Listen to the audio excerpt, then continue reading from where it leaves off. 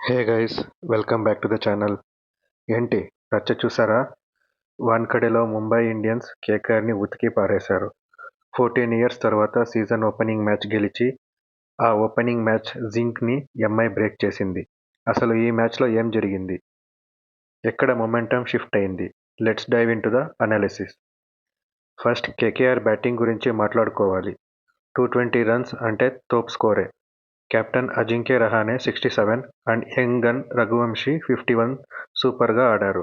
Finn Allen ఇచ్చిన స్టార్ట్కి KKR 240+ కొడతారు అనుకున్నా. కానీ MI debutant Shardul Thakur lord స్టైల్లో 3 వికెట్స్ తీసి కేకేఆర్ని కొంచెం కంట్రోల్ చేశాడు. 220 చేజింగ్ అంటే ఈజీ కాదు, కానీ ఎంఐ ప్లాన్ వేరేలా ఉన్నింది. ఇంకా చేజ్ మొదలు పెట్టాక it was pure dominance. Rohit Sharma 78 off 38 vintage మోడ్లోకి వెళ్ళిపోయాడు. 6 సిక్సెస్తో వాన్ఖేడేని ఊపేశాడు. అతనికి తోడు రియాన్ రికల్టన్ 81 ఆఫ్ 43. అసలు భయం లేకుండా 8 సిక్సెస్ కొట్టి కేకేఆర్ బౌలర్స్ని డిస్మాటిల్ చేశాడు. వీళ్ళిద్దరూ 148 రన్స్ పార్ట్నర్షిప్ చేశాక మ్యాచ్ అక్కడే ఎంఐ సైడ్కి తిరిగింది. మ్యాచ్లో మెయిన్ టర్నింగ్ పాయింట్ ఏంటంటే శార్దూల్ స్పెల్. మిడిల్ ఓవర్స్లో శార్దూల్ తీసిన 3 వికెట్స్ కేకేఆర్ని రిస్ట్రిక్ట్ చేశాయి. Power play dominance.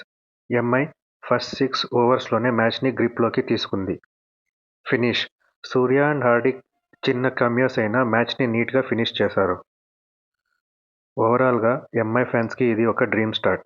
Highest successful చేస్ కొట్టి వాళ్ళ ఇంటెన్సిటీని చూపించారు. కేకేఆర్ బౌలింగ్లో ఇంకా కొంచెం వర్క్ చేయాలి అనిపిస్తుంది. మరి మీకు ఈ మ్యాచ్లో ఎవరి పర్ఫార్మెన్స్ బాగా నచ్చింది? రోహిత్ శర్మ సిక్సెసా లేక రికల్టన్ పవర్ హిట్టింగా? కామెంట్ సెక్షన్లో చెప్పండి.